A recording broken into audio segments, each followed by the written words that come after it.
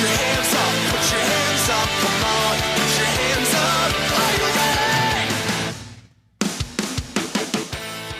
Arguably, probably the game of the year that we saw last Thursday night against the Minnesota Vikings and the Pittsburgh Steelers. It looked like the Steelers were out of it. 23-0 at halftime, 29-0 eventually at one point, and then the Steelers came back. The passing offense has been scrutinized all season long, but Ben Roethlisberger made it a game. Tossing for a few touchdowns, and Pat Freiermuth, you had Deontay Johnson get in the mix as well. Chase Claypool has a game of his career as well. And then all of a sudden, the Vikings were able to hold on. You know, it's not going to be a close game. It's not going to be an interesting game without the Minnesota Vikings somehow, someway giving everybody a heart attack in the process. But we welcome you guys to a brand new episode of Time2Football. My name is Hassan Khan, the host of this channel that we like to call Time2Football. Glad you guys are joining us on this wonderful Friday morning. You guys are tuning into the live chat. Appreciate you guys doing that. Bobby saying good morning, my dude. Morning, Bobby. Emerald Eyes. With the little Spider-Man emoji, rock on emoji with the Jimmy Superfly Snuka. He did this back in the day. Roth, James Washington is criminally underused by the Steelers. He could be their version of Deebo Samuel. Ooh. Now, see, so here's the thing. Deebo Samuel, though, he has the build of a running back. And that's why they use him at running back, because he's tall like a wide receiver, but he's also like kind of thicker like a running back. And I mean, he's averaging like 8 yards a carry or something like that. Something ridiculous. So James Robinson, I mean, I guess you could say that he could be utilized the same way. I will say that. I will give you your James Robinson, and I will raise you Laviska Shenault by the Jaguars. I mean, it's just poor coaching. It's just a bad offense. But Laviska Shenault is another one of those guys that could be utilized like kind of like Deebo Samuel, running back, wide receiver. They try their best, but we're going to give Laviska Shenault more carries out of the back for you.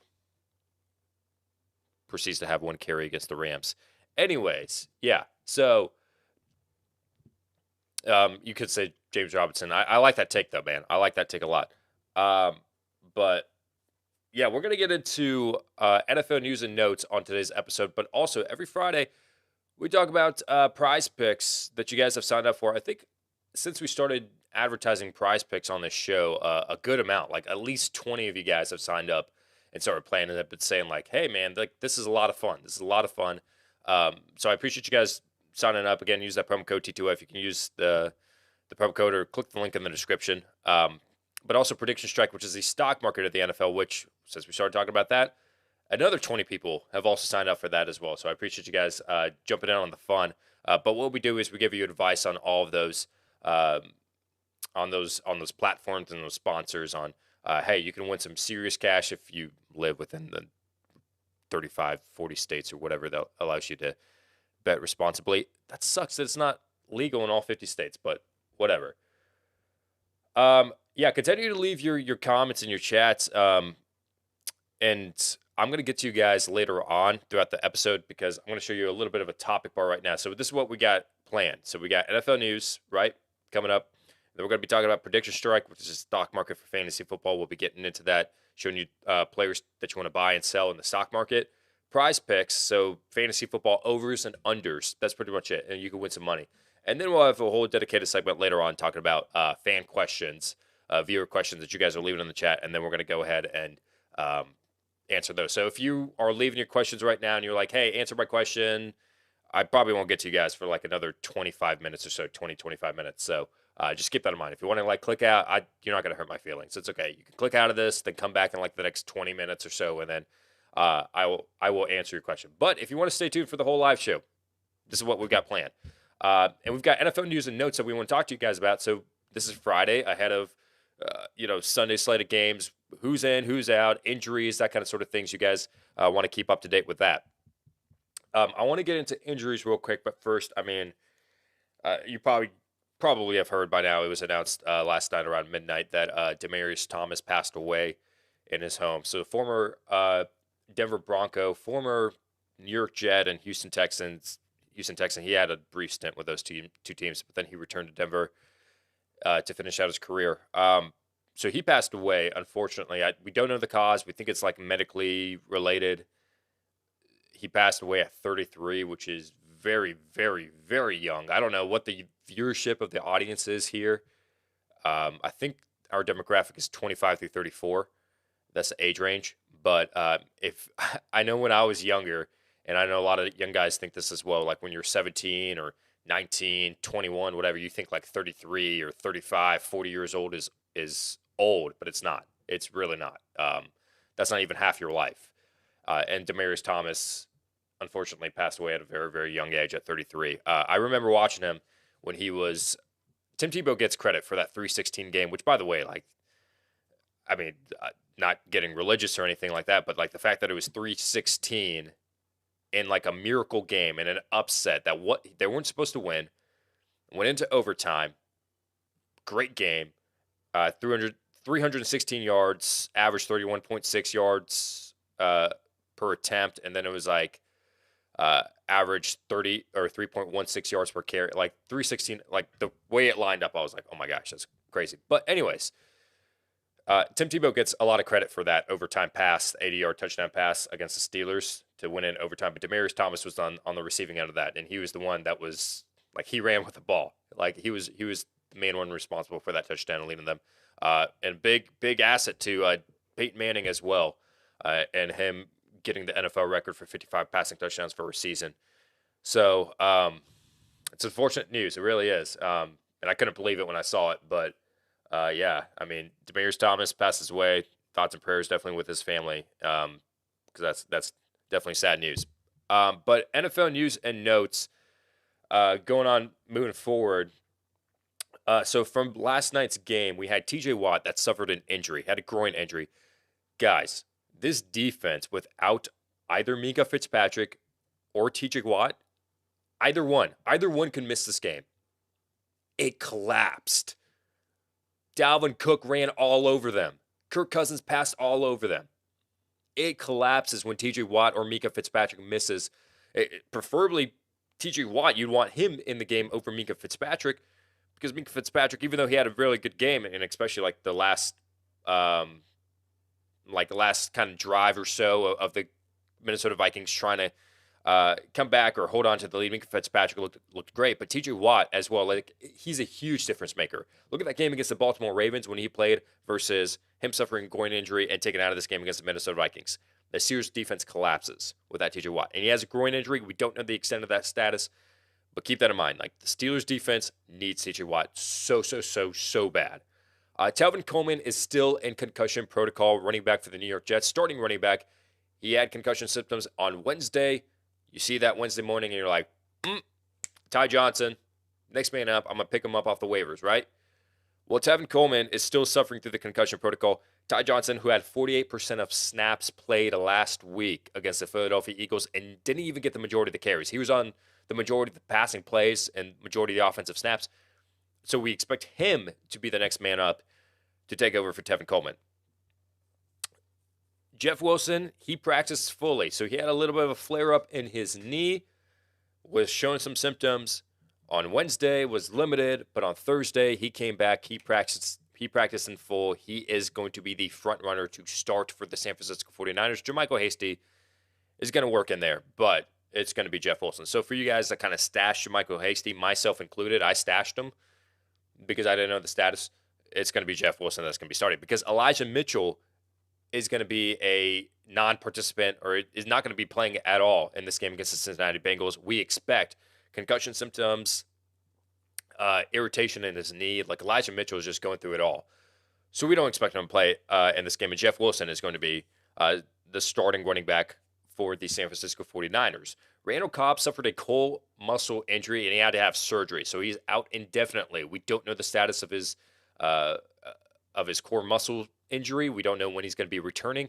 All we know is that they announced that he's going to be out indefinitely, meaning that Marquez Valdes-Scantling steps up as the number 2 receiver, has already stepped up in the last 2 games, 10 targets in one game against the Minnesota Vikings, and then 9 targets in the previous game against the LA Rams.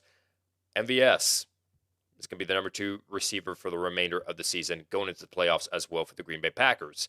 Adrian Peterson is not looking like he's going to be activated for this game with the Seattle Seahawks against the Houston Texans because, ironically, he would be playing the Texans twice this season and he's only played in a handful of games, and it's with 2 different teams. So that doesn't seem like it's going to be happening because there's no need to. Like Rashad Penny is looking good.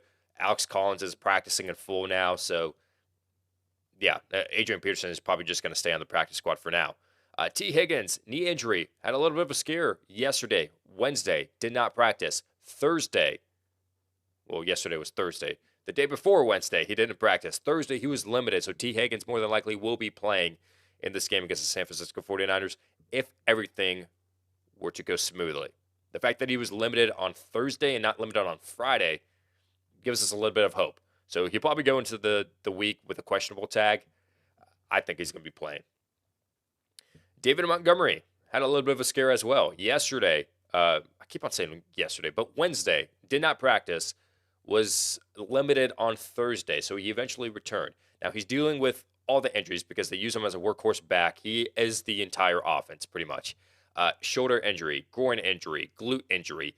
It seems like that Wednesday did not practice label was more of like a, hey, let's just be safe. Let's kind of limit him. Let's kind of just put him in the reserves because he's been doing it all for us. So David Montgomery more than likely will be playing if everything goes smoothly.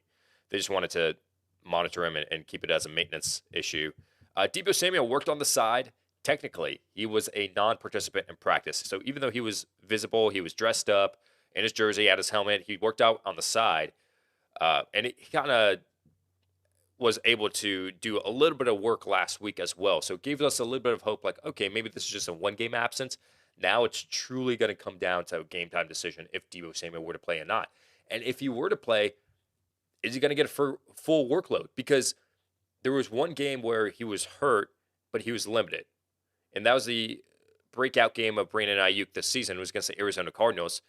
And that game was kind of out of hand, so you didn't really want to use Deebo Samuel that much either. And he didn't really get that many snaps. So it could be the same thing. This game against the Cincinnati Bengals, we don't know if he's going to be playing in full. But all we know is that Deebo Samuel worked out on the side, so his status truly up in the air. It's going to be a game-time decision whether he plays or not. Elijah Mitchell, quad injury, did not participate in practice. Corey Davis is already out for the remainder of the season. Jameson Crowder seems like he's going to be the number one receiver if Elijah Moore cannot go. J.D. McKissick, concussion symptoms. Fortunately, he is limited. He's been limited for back-to-back days now.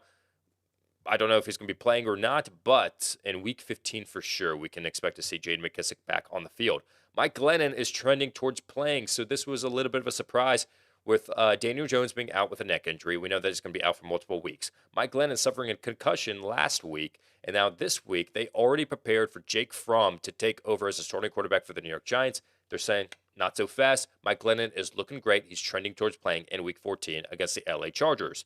Cooper Kupp was limited in practice, but Sean McVay is not concerned. Had a toe injury. Looks like they're just resting up the toe. Cooper Kupp more than likely will be playing. Darrell Henderson, however, thigh injury, he was limited in practice. And yesterday we had a little bit of a realization on the show when I was trying to show you reports of, hey, who's playing, who's not playing? Is Sony Michel going to be playing? They play on Monday Night Football, which is good. It's an extra day of rest. Sony Michel more than likely will start this game. I don't want to say if he'll start, but he'll get a lot of carries. If it's not the majority of the carries, it's going to be 50-50. And then people were like, well, Darrell Henderson was active. He was an emergency running back last week against the Jaguars. Like, what makes you think Darrell Henderson's not going to be a starter? We put up a report live on the show that Cliff Kingsbury is already preparing for Sony Michel to be the lead back. Sean McVay has already come out and said, I think the way that Sony Michel played, he deserves a little bit more playing time. So that's going to factor into the status of Darrell Henderson as well. Julio Jones practices, hamstring injury. He was designated to return off of IR, so now this is back-to-back practices for Julio Jones. He participated, limited fashion, but he still participated. He more than likely will be playing this Sunday against Jags. Darren Waller did not practice, still dealing with that knee injury. He's day-to-day. More than likely won't be playing this week, but next week there is a shot.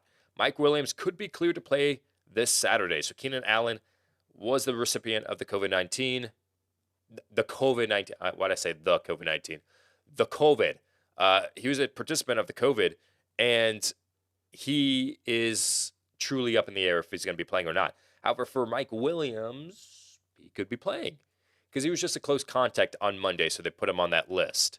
But it doesn't seem like he has a test. He just has to get one negative test, then he's fine. could be cleared to play this Saturday. Melvin Gordon, optimistic that he'll be playing with a hip injury. This is per him that, yeah, he's optimistic that he'll be playing. Joe Mixon did not practice for a second straight day because of an illness. Samaje Perine and Chris Evans will step in his place if he can't go. And then James Robinson did not participate in practice, has been dealing with a bruised heel. However, he's been able to play through it. And that is your NFL news and notes for today. Let's talk a little bit about, what the heck is just happening right there? There we go. PredictionStrike, the stock market for fantasy football. Pretty much, you buy shares on players that you think are going to take off, and they exceed their fantasy football projection, and you get money. However, if they don't meet their fantasy football projection, you lose some money. But I'm here to help. I'm here to help, and I'm here to make sure that doesn't happen for you. So we've talked a lot about certain players on the show that you need to be buying in on before they break out. For instance, before the season, we were like, hey, TJ Hawkinson. Now, he's kind of cooled down off in a little bit, but if you sold him after the first couple of weeks and you bought shares of TJ Hawkinson, you made a lot of money. Like, I made $40 to $50 based off the first 2 weeks of TJ Hawkinson. Javonte Williams, we talked about him and the breakout that he's going to have. And, I mean, last week was the main back, had a breakout, and it's just going to continue to keep on going up for Javonte Williams. Antonio Gibson, we told you to buy in on him before week 12, because from week 12 to week 17, great schedule for Antonio Gibson. You've made a lot of money based off of that. So that's what I'm here to do. I'm here to tell you some players that you can invest in for the long run, whether it be for the next year, 2, 3 years even, or maybe just for the short run, just for maybe this week, the next couple of weeks, for the remainder of this season, who's going to make some cash, and then you could turn it around, sell those stocks, and make some dough. So first off, let's start off with some players that we want to buy in on. We're going to give you 3 players to buy and 3 players to sell. The first player that we want to talk about that you need to buy in on for the short term, it's going to be Ty Johnson this week. So he's going to be the expected starting running back for the New York Jets. Again, 48% of running back snaps last week, and Tevin Coleman was a starter. So it shows you that Ty Johnson is heavily involved in this game plan. He's going to be on the field. He's going for 26 cents a share. That is very, very, very low. Look at the analysis. Very inexpensive. Tevin Coleman in concussion protocol leads RBs and snaps played last week despite not starting. He's down 14.13% because people were expecting him to start, even though it's going to be Tevin Coleman. But with Tevin Coleman not there, I think he's only projected like 7 PPR fantasy points via PredictionStrike. So given the amount of volume that he's going to be getting in this game, I think he's going to be exceeding that, and you could turn that around and get some money. Again, 26 cents a share. Spend $5. Spend $10 total on him. You'll get so many shares. I'm talking about, I don't know the math, but like 40 shares of them. And then if he goes from 26 cents to like $1, hey man, you're raking in money. The next player we want to talk about that you want to buy, this is a player that we talked about last week, but I want to reiterate that Taysom Hill is a player that you need to invest in on, at least for this season, okay?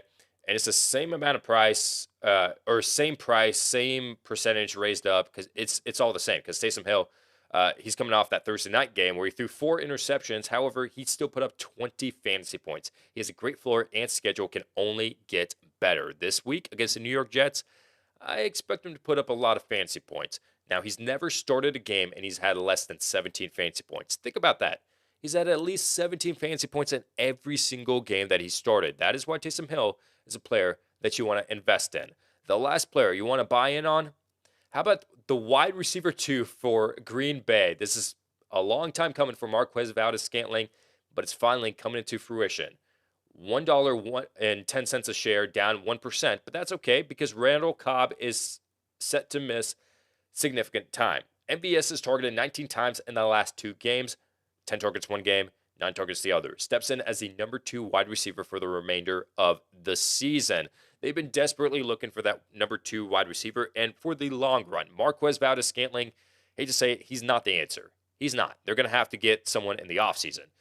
But at least for the season, I mean, going into the playoffs, throughout the playoffs, heck, Marquez Valdes-Scantling could be putting up some pretty good numbers, and that is why he is a player that you want to invest in for the remainder of the season. Now, some players that we want to sell. We touched base on this guy last week before their bye week. I'm going to reiterate in case you guys forgot about him, but Aaron Jones is a player that you want to go ahead and sell in on because he's down 15%. He's going for $5.50 a share, which is already a little bit too pricey. He's involved in a timeshare with A.J. Dillon. The injury allowed Dillon to shine, the injury to Aaron Jones, where he missed a week.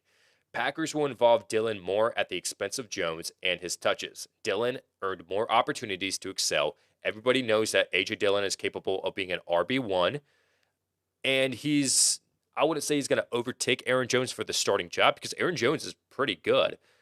But the fact that Aaron Jones is getting 7 carries or 10 carries in a game and they're factoring in A.J. Dillon as well shows us this is going to be a timeshare. We have 2 very good backs. We want to utilize both of them. So that's why Aaron Jones is a player that I am looking to sell. The next player that I'm looking to sell, and this is based off the last night's game against the Minnesota Vikings, Chase Claypool had another good game. Now, he hasn't had a lot of good games this season. That's why I'm not optimistic on Chase Claypool. But this is for the short term, you may want to sell him. Maybe you could turn it around next season, the season after. You could buy in on Chase Claypool because very talented player. But let's just take a look at the analysis. One of his best games this season was last night. Should not be viewed as a long-term investment because of the passing offense. Not just with Ben Roethlisberger, but with future quarterback as well. So Ben Roethlisberger is expected to not be with the Pittsburgh Steelers, whether he retires, goes with a different team, whatever it may be.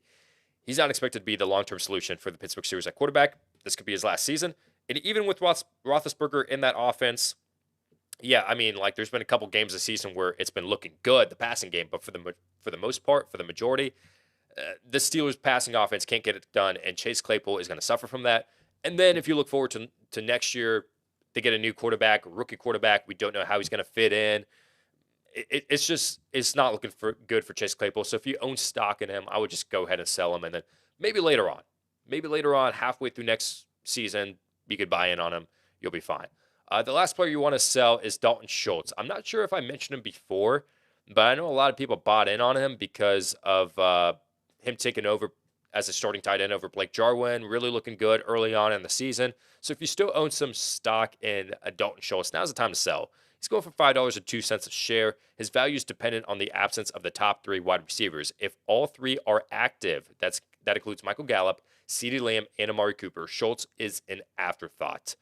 I mean, he's the 4th target on that offense, essentially. So I wouldn't really buy in on him. And that's not factoring in Tony Pollard or Ezekiel Elliott in the past game as well. So those are 3 players to buy and 3 players to sell via PredictionStrike, the stock market for the NFL. Again, click the link in the description. Use the promo code T2F. Sign up. Start playing.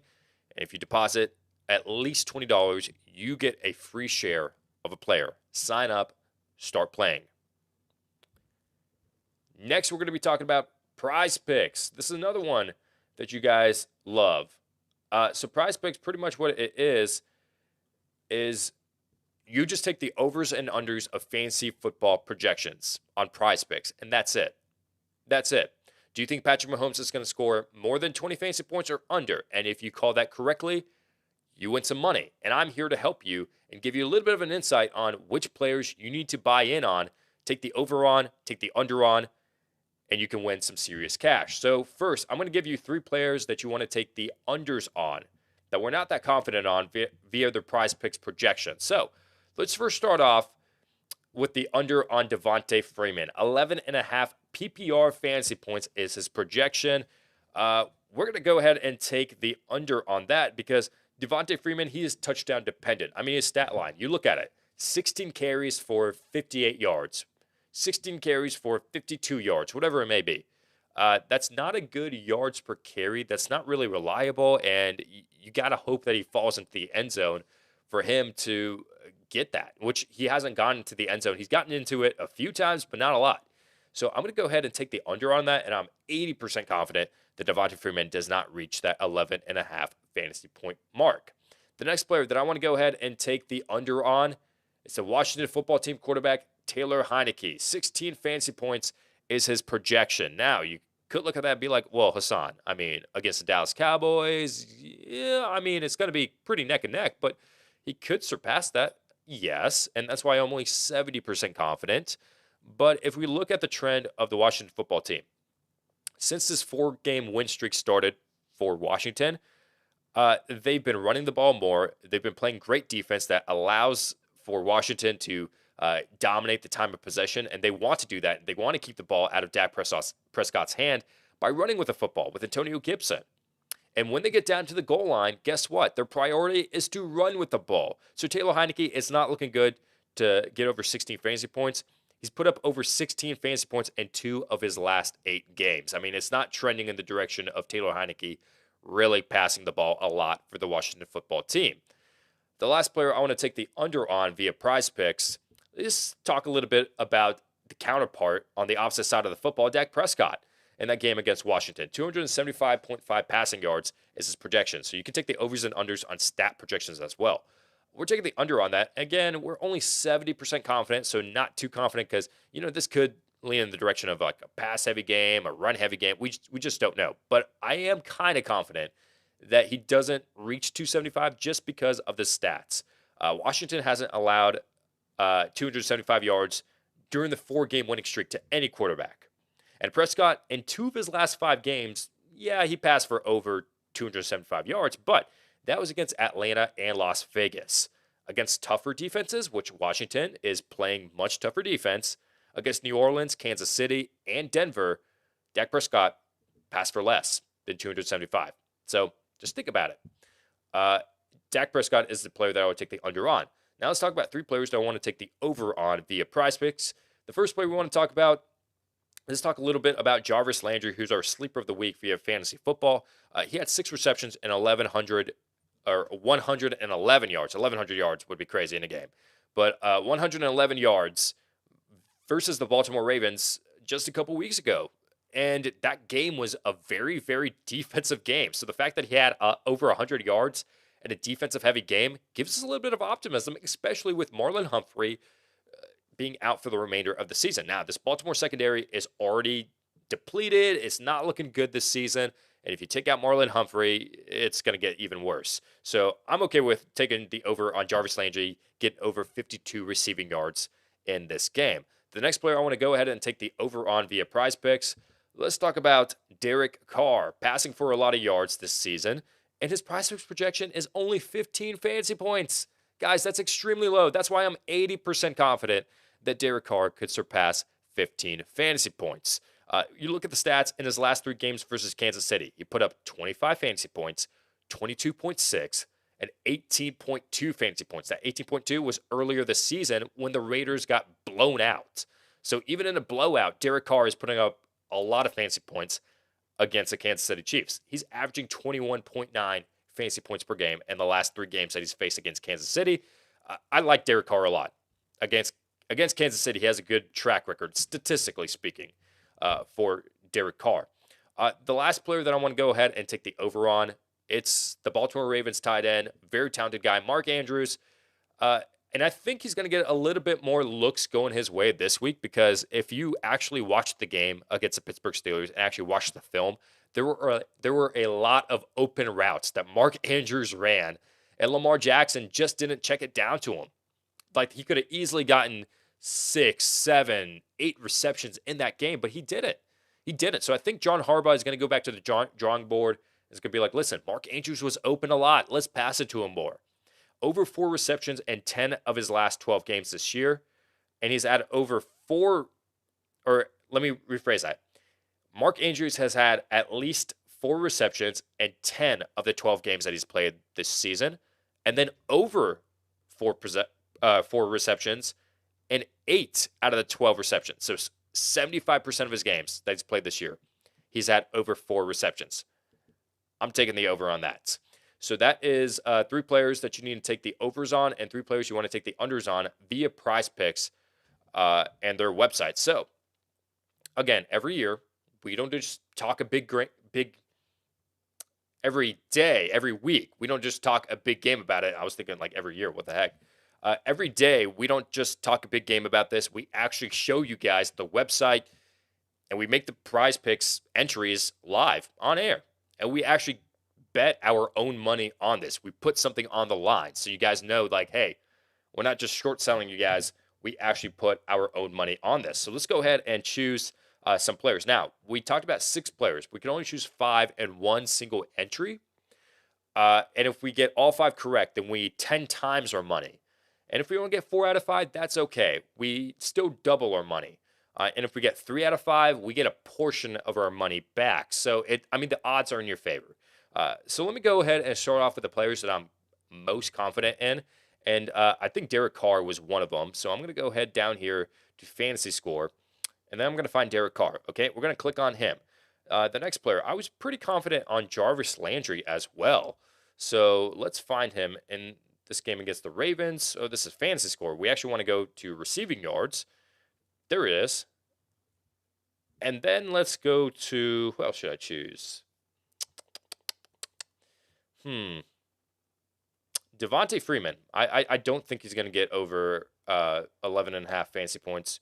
See, look, now as when we made those graphics, it was 11.5 fantasy points, but you can see PrizePicks changes, and now it's 12.5 fantasy points, which actually helps my case because I don't think he's going to be reaching that. So awesome. I like that. The next player, let's talk about Mark Andrews here real quick. Receptions. We think he's going to get over 4 receptions. And now it's going to come down to, do we think that Taylor Heineke is going to get under 16 fantasy points? Is Dak Prescott going to get under 275 passing yards? I'm going to lean in towards Dak Prescott. I think he's going to get under 275 passing yards. So, Derek Carr over, Jarvis Landry over, Devante Freeman under, Mark Andrews over, and Dak Prescott under. Now, we always just put in $10 because I'm okay. If I lose $10, then I'm okay with that. But again, like, you have to really, really do bad to lose all of your money. Like 3 out of 5 correct, you still get a little bit of your money back. So $10, place entry. And there we go. That's it. Let's just see what happens. So PrizePicks, click that link in the description. Use the promo code T2F. Sign up. Start playing. So much fun.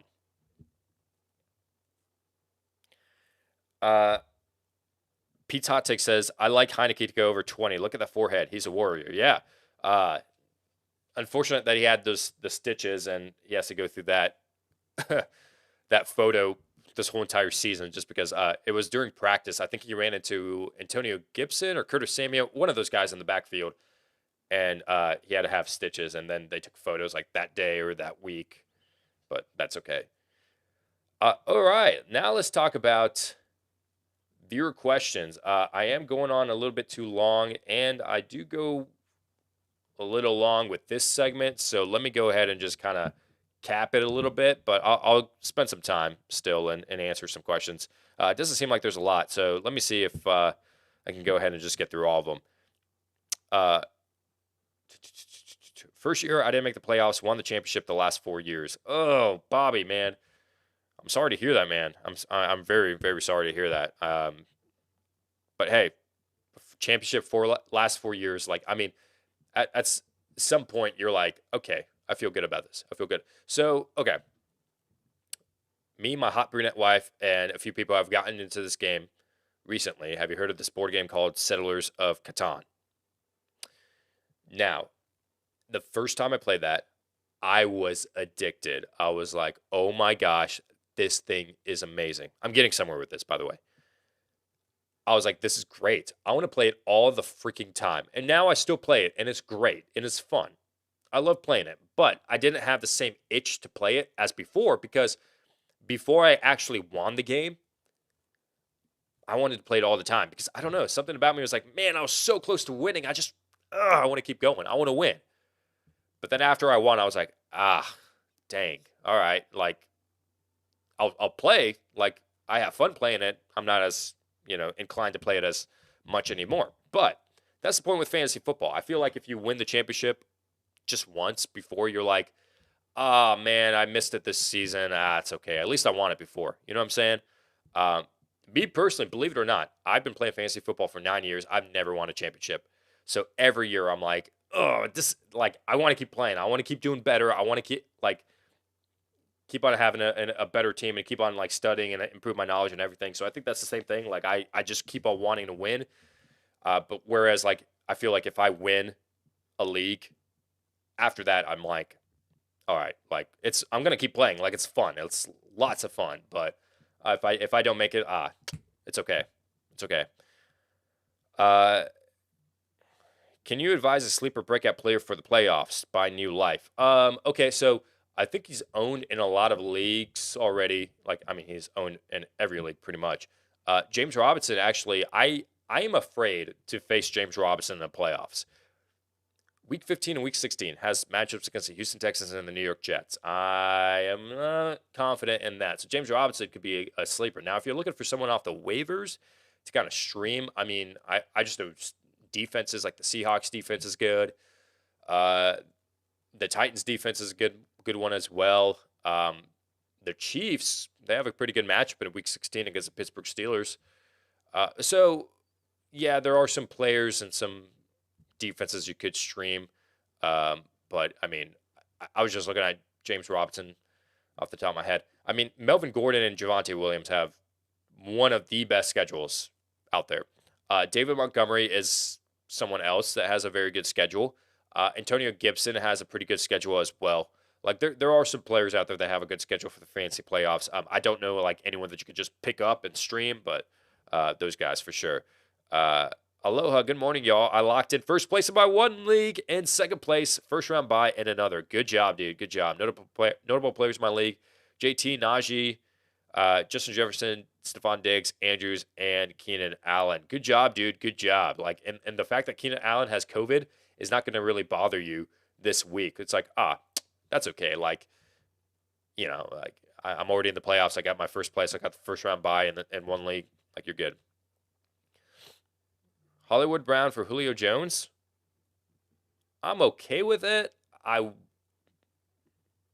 wouldn't. Fine.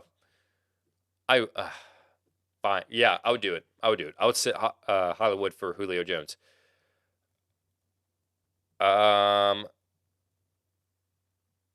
Gabriel, hey Hassan, would you start A.J. Dillon or Jeff Wilson this week? What are your thoughts on Bateman? Do you think he'll bounce back this week? Thanks. I'm starting Jeff Wilson. I know that he's going to get 19, 20, 21 carries in this game. As far as, A.J. Dillon, he might be splitting the touches, even though he's hecka talented, like hella talented, like so good. No, I'm going with Jeff Wilson. What are your thoughts on Bateman? Do you think he'll bounce back this week? I think he's just gonna. He's already reached his ceiling. I feel like he is like what he is this year is what he is. Like a good player that's gonna get 6, 7, maybe 8 targets a game. Could put up like in PPR standards or PPR leagues 7, 8, 9 fantasy points, but like that's about it. Gaskin and Miles Sanders on a bye. Didn't start Freiermuth. Me neither. And I have Gaskin as well. He's on a bye as well. Darrell Williams, Abdullah, Jalen Richard, Peoples-Jones, or Rondale Moore. Looking pretty tough for you, but I'd lean in towards Darrell Williams or Amir Abdullah. My guess is that's tough, dude. It's tough. Amir Abdullah. Even though I don't like it, I'm doing it. Foreman only got Foreman and Edmonds on. Only got Foreman and Edmonds off IR. Oof. Sucks, man. Who's a better pickup? Jeff Wilson or Abdullah? Jeff Wilson. James. Saints have the best run defense over the past few years. Don't start Ty Johnson. Saints run defense is good. And I think they're like top 5 in fantasy points allowed versus versus running backs. So I'm not saying to start Ty Johnson. I'm just saying like over 7 PPR fantasy points, he could excel that. Like the Saints could be up big. Ty Johnson could be the receiving back. Like and Tevin Coleman is out. That's all I'm saying. Like he could get over 7 fantasy points. I'm only going to answer a few more. Julio Jones, Melvin Gordon, Brandon Ayuk. Have to sit one of them. Thank you for all your help this season. It's in a must-win to get into the playoffs. If you can only sit one of them, I would have set Melvin Gordon. No, keep Melvin Gordon in. I'm gonna go with Brandon Ayuk. Yeah, I would sit him. Happy Friday, Hassan. Which defense would you start, Titans or Broncos?